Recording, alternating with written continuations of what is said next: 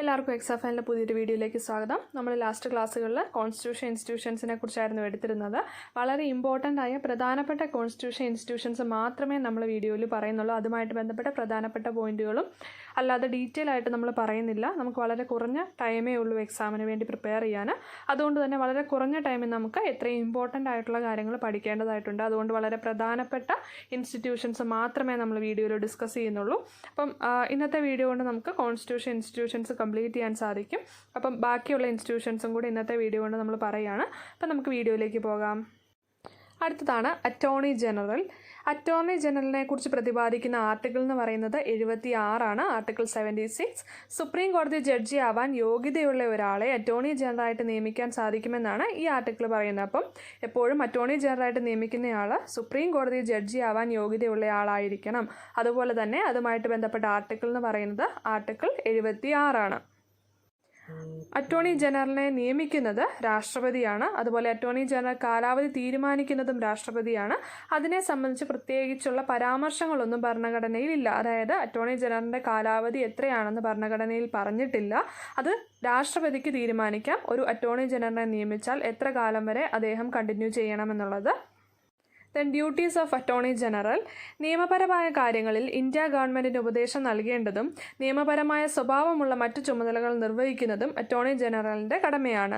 തൻ്റെ ചുമതലകൾ നിർവഹിക്കുന്നതിൽ അറ്റോർണി ജനറലിന് ഇന്ത്യയിലെ എല്ലാ കോടതികളിലും ഹാജരാവാൻ അവകാശമുണ്ടായിരിക്കും. അദ്ദേഹത്തിൻ്റെ ഡ്യൂട്ടിയുമായിട്ട് ബന്ധപ്പെട്ട് ഇന്ത്യയിലുള്ള ഏത് കോടതിയിൽ വേണമെങ്കിലും അദ്ദേഹത്തിന് ഹാജരാകാൻ പറ്റും. അപ്പം അറ്റോർണി ജനറൽ എന്ന് പറയുന്നത് ഗവൺമെൻറ്റിന് നിയമപരമായിട്ടുള്ള കാര്യങ്ങളിൽ ഉപദേശം നൽകുന്ന വ്യക്തിയാണ്. അപ്പോൾ അതൊന്ന് ജസ്റ്റ് ഒന്ന് ഓർത്തിരിക്കുക. ആരാണ് അറ്റോർണി ജനറൽ എന്നുള്ളത്? നിയമപരമായ വശവുമായിട്ട് ബന്ധപ്പെട്ട് ഇന്ത്യ ഗവൺമെൻറ്റിന് സഹായം ചെയ്തു കൊടുക്കുന്ന അല്ലെങ്കിൽ ഉപദേശം നൽകുന്ന വ്യക്തിയാണ് അറ്റോർണി ജനറൽ. അദ്ദേഹത്തിൻ്റെ ചുമതലകളുമായി ബന്ധപ്പെട്ട് ഇന്ത്യയിലെ ഏത് കോടതിയിൽ വേണമെങ്കിലും ഹാജരാവാൻ അദ്ദേഹത്തിന് അവകാശം ഉണ്ടായിരിക്കും. ഇന്ത്യയിലെ ഒന്നാമത്തെ നിയമ ഓഫീസർ എന്നറിയപ്പെടുന്ന ആളാണ് അറ്റോർണി ജനറൽ. ഇന്ത്യയിലെ ആദ്യത്തെ അറ്റോർണി ജനറൽ MC സെതൽവന്താണ് ഇന്ത്യയിലെ ആദ്യത്തെ അറ്റോർണി ജനറൽ. നിലവിലെ അതായത് 14ാമത്തെ അറ്റോർണി ജനറൽ എന്ന് പറയുന്നത് KK വേണുഗോപാലാണ്. അദ്ദേഹത്തിന് മറ്റൊരു പ്രത്യേകതയും കൂടിയുണ്ട്. അറ്റോർണി ജനറൽ ആകുന്ന ആദ്യത്തെ മലയാളിയാണ് അദ്ദേഹം. KK വേണുഗോപാലാണ് നിലവിലെ അറ്റോർണി ജനറൽ. അദ്ദേഹമാണ് മലയാളി. അറ്റോർണി ജനറൽ ആകുന്ന ആദ്യ മലയാളി എന്ന് പറയുന്നത് അദ്ദേഹമാണ്. അപ്പോൾ ഇത്രയുമാണ് നമുക്ക് അറ്റോർണി ജനറലുമായിട്ട് ബന്ധപ്പെട്ട് പഠിച്ചിരിക്കേണ്ട ഇമ്പോർട്ടൻ്റ് ആയിട്ടുള്ള കാര്യം. അറ്റോർണി ജനറലുമായിട്ട് ബന്ധപ്പെട്ട ആർട്ടിക്കിൾ പഠിക്കുക. 76 അറ്റോർണി ജനറലിനെ നിയമിക്കുന്നത് രാഷ്ട്രപതിയാണെന്ന് പറഞ്ഞു. അതുപോലെ തന്നെ ഇന്ത്യയിലെ ഒന്നാമത്തെ നിയമ ഓഫീസർ എന്നറിയപ്പെടുന്നത് അറ്റോർണി ജനറലാണ്. പിന്നെ ആദ്യത്തെ അറ്റോർണി ജനറൽ ആര്? നിലവിലെ അറ്റോർണി ജനറൽ ആര്? ആദ്യത്തേത് MC സെതാൽവന്ത് ആയിരുന്നു. നിലവിലെ അറ്റോർണി ജനറൽ KK വേണുഗോപാലാണ്. ഇത്രയുമാണ് അറ്റോർണി ജനറലുമായിട്ട് ബന്ധപ്പെട്ട പ്രധാനപ്പെട്ട കാര്യങ്ങൾ. അടുത്തത് controller and auditor general of India അല്ലെങ്കിൽ CAG എന്ന് നമ്മൾ ചുരുക്കി പറയും.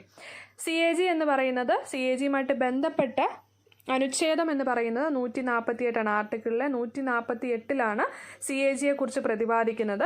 CAGയുടെ കാലാവധി, സാലറി തുടങ്ങിയ കാര്യങ്ങളെല്ലാം പാർലമെൻറ്റാണ് നിശ്ചയിക്കുന്നത്. പാർലമെൻറ്റിന് തീരുമാനിക്കാം CAGയുടെ എത്ര കാലം CAG ചുമതലയിൽ ഇരിക്കണം, അതുപോലെ തന്നെ അദ്ദേഹത്തിന് എത്രമാത്രം എമൗണ്ട് സാലറി ആയിട്ട് കൊടുക്കണം. ഇങ്ങനെയുള്ള കാര്യങ്ങളെല്ലാം തീരുമാനമെടുക്കുന്നത് പാർലമെൻറ്റാണ്. അപ്പം CAGയുമായിട്ട് ബന്ധപ്പെട്ട ആർട്ടിക്കിൾ 148 അത് പ്രത്യേകം ഒന്ന് നോട്ട് ചെയ്ത് പഠിക്കുക. പിന്നെ CAGയുടെ കാലാവധി എന്ന് പറയുന്നത് 6 വർഷമോ അല്ലെങ്കിൽ 65 വയസ്സോ ഇതിലേതാണോ ആദ്യം സംഭവിക്കുന്നത് അതനുസരിച്ചിട്ടായിരിക്കും. 6 വർഷം അല്ലെങ്കിൽ 65 വയസ്സ്.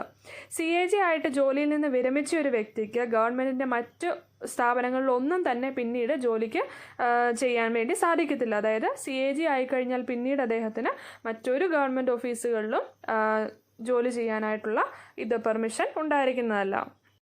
അതുപോലെ CAGക്ക് കുറച്ച് സവിശേഷതകളുണ്ട്, അല്ലെങ്കിൽ അദ്ദേഹത്തിനെ അറിയപ്പെടുന്ന 2 പേരുകളുണ്ട്. പൊതുഖജനാവിൻ്റെ കാവൽക്കാരൻ എന്നറിയപ്പെടുന്നത് CAG ആണ്. അതുപോലെ തന്നെ പബ്ലിക് അക്കൗണ്ട്സ് കമ്മിറ്റിയുടെ സുഹൃത്തും വഴികാട്ടിയും എന്നറിയപ്പെടുന്നതും CAG ആണ്. പൊതുഖജനാവിൻ്റെ കാവൽക്കാരനും പബ്ലിക് അക്കൗണ്ട് കമ്മിറ്റിയുടെ സുഹൃത്തും വഴികാട്ടിയും എന്നീ 2 പേരുകൾ അറിയപ്പെടുന്നത് CAG ആണ്. ഇനി CAG ചെയ്യുന്ന ഡ്യൂട്ടികൾക്ക് അതിനനുസരിച്ചുള്ള റിപ്പോർട്ടുകൾ ആർക്കാണ് സമർപ്പിക്കേണ്ടതെന്ന് നമുക്ക് നോക്കാം. കേന്ദ്രത്തിൻ്റെ വരവ് ചെലവ് കണക്കുകൾ പരിശോധിച്ചു കഴിഞ്ഞാൽ അതിൻ്റെ റിപ്പോർട്ട് അദ്ദേഹം പ്രസിഡന്റിനാണ് സമർപ്പിക്കേണ്ടത്.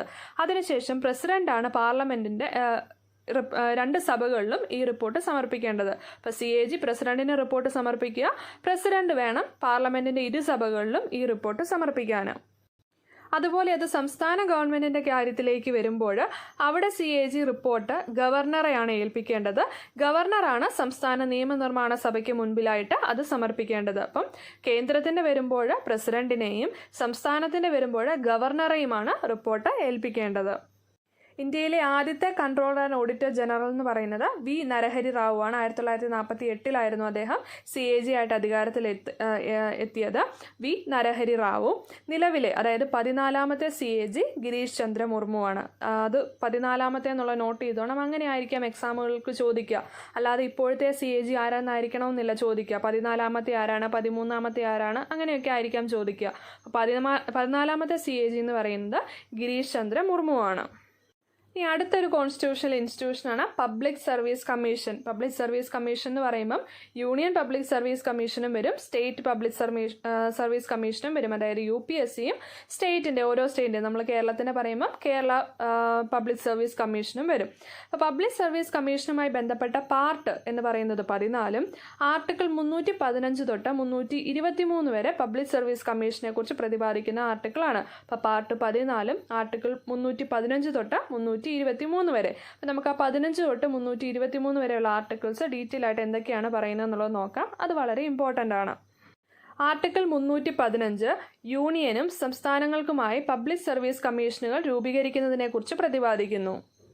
അതായത് UPSCയും PSCയും രൂപീകരിക്കുന്നതിനെക്കുറിച്ചുള്ള ആർട്ടിക്കിൾ എന്ന് പറയുന്നത് 315 രണ്ടിൻ്റെയും ആർട്ടിക്കിൾ സെയിം ആണ്. നമ്മൾ ഇതുവരെ പഠിച്ചതിൽ ഫിനാൻസ് കമ്മീഷണറുടെ ആർട്ടിക്കിൾ, സ്റ്റേറ്റ് ഫിനാൻസ് കമ്മീഷണറുടെ ആർട്ടിക്കിൾ, യൂണിയൻ ഫിനാൻസ് കമ്മീഷണറുടെ ആർട്ടിക്കിൾ അങ്ങനെയായിരുന്നു നമ്മൾ പഠിച്ചിരുന്നത്. പക്ഷേ പബ്ലിക് സർവീസ് കമ്മീഷൻ്റെ വരുമ്പോൾ യൂണിയൻ്റെയും സ്റ്റേറ്റിൻ്റെയും ആർട്ടിക്കിൾ എന്ന് പറയുന്നത് ആർട്ടിക്കിൾ 315 ഇനി ആർട്ടിക്കിൾ 316 എന്ന് പറയുന്നത് അംഗങ്ങളുടെ നിയമനവും കാലാവധിയുമായിട്ട് ബന്ധപ്പെട്ടിരിക്കുന്നു. അതായത് ഈ പറയുന്ന UPSCയിലും PSCയിലും സ്റ്റേറ്റ് PSCയിലും എങ്ങനെയാണ് അംഗങ്ങളെ നിയമിക്കുന്നതും അവരുടെ കാലാവധി എത്ര കാലമാണെന്നുള്ളതുമാണ് ആർട്ടിക്കിൾ 316 പറയുന്നത്.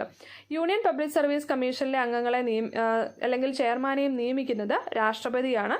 അവരുടെ കാലാവധി 6 വർഷമോ 65 വയസ്സോ ഇതിലേതാണോ ആദ്യം സംഭവിക്കുന്നത് അതനുസരിച്ചിട്ടായിരിക്കും. അപ്പം UPSCയിലെ അംഗങ്ങളെ നിയമിക്കുന്നത് രാഷ്ട്രപതി, അവരുടെ കാലാവധി എന്ന് പറയുന്നത് 6 വർഷമോ 65 വയസ്സോ ആയിരിക്കും.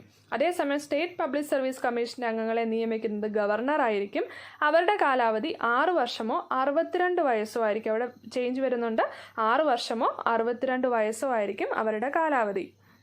ഇനി ആർട്ടിക്കിൾ 317 ഒരു പബ്ലിക് സർവീസ് കമ്മീഷൻ അംഗത്തെ നീക്കം ചെയ്യലും സസ്പെൻഡ് ചെയ്യലും എന്നുള്ളതാണ് ആർട്ടിക്കിൾ 317 പറയുന്നത്. അതായത് UPSCയിലെയോ PSCയിലെയോ അംഗങ്ങളെ സസ്പെൻഡ് ചെയ്യുന്നതോ അല്ലെങ്കിൽ നീക്കം ചെയ്യുന്നതോ ആയിട്ട് ബന്ധപ്പെട്ട ആർട്ടിക്കിളാണ് 317. അപ്പോൾ അവിടെ പറയുന്നത് UPSCയിലെയോ PSCയിലെയോ അംഗങ്ങളെ നീക്കം ചെയ്യാനുള്ള അധികാരം പ്രസിഡന്റിൽ മാത്രം നിക്ഷിപ്തമാണ്. അപ്പോൾ പ്രസിഡന്റിന് മാത്രമേ UPSCയിലെയോ അല്ലെങ്കിൽ PSCയിലെയോ അംഗങ്ങളെ നീക്കം ചെയ്യാൻ സാധിക്കത്തുള്ളൂ. അടുത്തത് ആർട്ടിക്കിൾ 318 കമ്മീഷനിലെ അംഗങ്ങളുടെയും ജീവനക്കാരുടെയും സേവന വ്യവസ്ഥകൾ സംബന്ധിച്ച നിയന്ത്രണങ്ങൾ ഉണ്ടാക്കുന്നതിനുള്ള അധികാരം. അതായത് ആർട്ടിക്കിൾ 318 പറയുന്നത് കമ്മീഷനിലെ ഈ പറയുന്ന UPSCയിലെയും PSCയിലെയും അംഗങ്ങളെയും ജീവനക്കാരെയും സംബന്ധിച്ചും അവരുടെ സേവന വ്യവസ്ഥകളെ സംബന്ധിച്ചുമുള്ള കാര്യങ്ങളും അതുമായിട്ട് ബന്ധപ്പെട്ട നിയന്ത്രണങ്ങളും ഒക്കെയാണ് 318 പറയുന്നത്. ആർട്ടിക്കിൾ 319 കമ്മീഷൻ അംഗങ്ങൾ അത്തരത്തിലുള്ള അംഗങ്ങളാകുന്നത് അവസാനിപ്പിച്ച് ഓഫീസുകൾ കൈവശം വെക്കുന്നത് സംബന്ധിച്ച വിലക്ക്. അതായത് അവർ ഈ UPSC അല്ലെങ്കിൽ PSC അംഗങ്ങൾ ആയതിനു ശേഷം അതിൽ നിന്ന് വിരമിച്ചതിന് ശേഷം മറ്റ് ജോലികളിലേക്ക് പോകുമ്പോൾ, അതായത് ഇവിടെ നിന്ന് വിരമിച്ചതിന് ശേഷം ഗവൺമെൻറ്റിൻ്റെ മറ്റ് സ്ഥാപനങ്ങളിൽ ജോലി ചെയ്യാൻ അവർക്ക് അധികാരം ഉണ്ടായിരിക്കില്ല എന്ന് പറയുമ്പോൾ UPSC ചെയർമാന് ഒരിക്കലും ഗവൺമെൻറ്റിൻ്റെ മറ്റൊരു സ്ഥാപനങ്ങളിലും അദ്ദേഹത്തിന് ജോലി ചെയ്യാൻ സാധിക്കത്തില്ല. അതേസമയം UPSCയിലെ അംഗങ്ങൾക്ക് UPSC ചെയർമാൻ ആകാനുള്ള ഒരു സാധ്യതയുണ്ട്. അതുപോലെ സ്റ്റേറ്റ് PSCയിലെ ആൾക്കാർക്ക് സ്റ്റേറ്റ് PSCയിലെ ചെയർമാന് UPSCയിലെ അംഗമോ അല്ലെങ്കിൽ UPSCയിലെ ചെയർമാനോ ആകാം. അതുപോലെ സ്റ്റേറ്റ് PSCയിലെ അംഗങ്ങൾക്ക് സ്റ്റേറ്റ് PSCയിലെ ചെയർമാനോ അല്ലെങ്കിൽ UPSCയിലെ ചെയർമാനോ അംഗമോ ആകാൻ സാധിക്കും. അതല്ലാതെ ഉയർന്ന പൊസിഷനിൽ ഇരിക്കുന്ന, അതായത് UPSCയിലെ ചെയർമാൻ ആയിരിക്കുന്ന വ്യക്തിക്ക് അവിടുന്ന് വിരമിച്ചു കഴിഞ്ഞാൽ ഒരിക്കലും മറ്റ് ഗവൺമെൻറ് സ്ഥാപനങ്ങളിൽ ജോലി ചെയ്യാൻ സാധിക്കത്തില്ല. അതിനവിടെ വിലക്ക് ഏർപ്പെടുത്തിയിട്ടുണ്ട്. ആർട്ടിക്കിൾ 320 പബ്ലിക് സർവീസ് കമ്മീഷന്റെ പ്രവർത്തനങ്ങൾ, അവരുടെ ഡ്യൂട്ടീസും കാര്യങ്ങളും എന്തൊക്കെയാണെന്നുള്ളതാണ് ആർട്ടിക്കിൾ 320 പറയുന്നത്. അടുത്തത് ആർട്ടിക്കിൾ 321 പബ്ലിക് സർവീസ് കമ്മീഷന്റെ പ്രവർത്തനങ്ങൾ വിപുലീകരിക്കുവാനുള്ള അധികാരം, അതായത് PSCയുടെ ഡ്യൂട്ടീസും കാര്യങ്ങളും ഒക്കെ എക്സ്പാൻഡ് ചെയ്യുന്നതുമായിട്ട് ബന്ധപ്പെട്ട കാര്യങ്ങളാണ് ആർട്ടിക്കിൾ 321 പറയുന്നത്. ആർട്ടിക്കിൾ 322 പബ്ലിക് സർവീസ് കമ്മീഷന്റെ ചെലവുകളുമായിട്ട് ബന്ധപ്പെട്ടതാണ് ആർട്ടിക്കിൾ 322. ആർട്ടിക്കിൾ 323 പബ്ലിക് സർവീസ് കമ്മീഷന്റെ റിപ്പോർട്ടുകൾ, അതായത് ഇതുമായിട്ട് ബന്ധപ്പെട്ട് അവർ പ്രിപ്പയർ ചെയ്യുന്ന റിപ്പോർട്ടുകളെ സംബന്ധിച്ചുള്ളതാണ് 323. അപ്പോൾ റിപ്പോർട്ടുമായിട്ട് ബന്ധപ്പെട്ട് പറയുമ്പോൾ ഈ റിപ്പോർട്ടുകൾ, അതായത് UPSCയുടെ റിപ്പോർട്ടുകൾ സമർപ്പിക്കേണ്ടത് രാഷ്ട്രപതിക്കും, സ്റ്റേറ്റ് പബ്ലിക് സർവീസ് കമ്മീഷന്റെ റിപ്പോർട്ടുകളാണെന്നുണ്ടെങ്കിൽ അത് ഗവർണർക്കുമായിരിക്കും അവർ സമർപ്പിക്കേണ്ടത്. അപ്പോൾ നമ്മൾ ഇതുവരെ പറഞ്ഞ ആർട്ടിക്കിൾസ് വളരെ ഇമ്പോർട്ടൻ്റ് ആണ്, അത് പ്രത്യേകം ഒന്ന് നോട്ട് ചെയ്ത് പഠിക്കുക. ഇനി നമുക്ക് യൂണിയൻ പബ്ലിക് സർവീസ് കമ്മീഷനെയും സ്റ്റേറ്റ് കമ്മീഷനെ കുറിച്ച് ഡീറ്റെയിൽ ആയിട്ട് നോക്കാം. ആദ്യം നമുക്ക് യൂണിയൻ പബ്ലിക് സർവീസ് കമ്മീഷനെ കുറിച്ച് നോക്കാം. Union public service commission form ചെയ്തത് 1926 ഒക്ടോബർ 1 ആസ്ഥാനം ധോൽപൂർ ഹൗസ്, ന്യൂഡൽഹി. പേരോർത്തിരിക്കുക, ആസ്ഥാനത്തിന്റെ ധോൽപൂർ ഹൗസ്, ന്യൂഡൽഹി. UPSC രൂപീകരിക്കാൻ കാരണമായ കമ്മിറ്റി ഏതാണെന്ന് ചോദിച്ചാൽ അത് ലീ കമ്മീഷനാണ്. അതായത് ലീ കമ്മീഷൻ കാരണമാണ് UPSC ഫോം ചെയ്തത്. UPSCയുടെ ആദ്യ ചെയർമാൻ റോസ് ബാർക്കർ, UPSCയുടെ നിലവിലെ ചെയർമാൻ മനോജ് സോണി. അപ്പോൾ UPSCയുമായിട്ട് ബന്ധപ്പെട്ട പ്രധാനപ്പെട്ട കാര്യങ്ങളാണ്. ഫോം ചെയ്ത വർഷം 1926 ഒക്ടോബർ 1, ആസ്ഥാനം ധോൽപൂർ ഹൗസ്, ന്യൂഡൽഹി. ഇതിന് കാരണമായ UPSC രൂപീകരിക്കാൻ കാരണമായ കമ്മീഷൻ ഏതെന്ന് ചോദിച്ചു കഴിഞ്ഞാൽ ലീ കമ്മീഷൻ. ആദ്യത്തെ ചെയർമാന് റോസ് ബാർക്കർ, നിലവിലെ ചെയർമാന് മനോജ് സോണി. അടുത്തതാണ് Kerala PSC, Kerala public service കമ്മീഷന്റെ ആസ്ഥാനം തുളസി ഹിൽസ്, പട്ടം. അത് പ്രത്യേകം നോട്ട് ചെയ്ത് പഠിക്കുക. അതുപോലെ തന്നെ കേരള PSC ആദ്യം ഫോം ചെയ്യുന്നതിന് മുന്നേ തന്നെ നമുക്ക് ട്രാവൻകൂർ PSC ഉണ്ടായിരുന്നു. ട്രാവൻകൂർ PSC രൂപം കൊണ്ടത് 1936 അതിനുശേഷം 1956 കേരള PSC രൂപം കൊള്ളുന്നത്. അപ്പോൾ ആദ്യം നമുക്ക് ട്രാവൻകൂർ PSC ഉണ്ടായിരുന്നു. ട്രാവൻകൂർ PSCയുടെ ആദ്യ ചെയർമാൻ എന്ന് പറയുന്നത് GD നോക്സ് ആണ്. കേരള PSCയുടെ ആദ്യ ചെയർമാൻ എന്ന് പറയുന്നത് VK വേലായുധനാണ്. അത് തമ്മിൽ മാറിപ്പോവരുത്. ട്രാവൻകൂർ PSCയുടെ ആദ്യ ചെയർമാൻ GD നോക്സും കേരള PSCയുടെ ആദ്യ ചെയർമാൻ VK വേലായുധനുമാണ്. അതുപോലെ കേരള PSCയുടെ നിലവിലെ ചെയർമാൻ MK സക്കീറാണ്.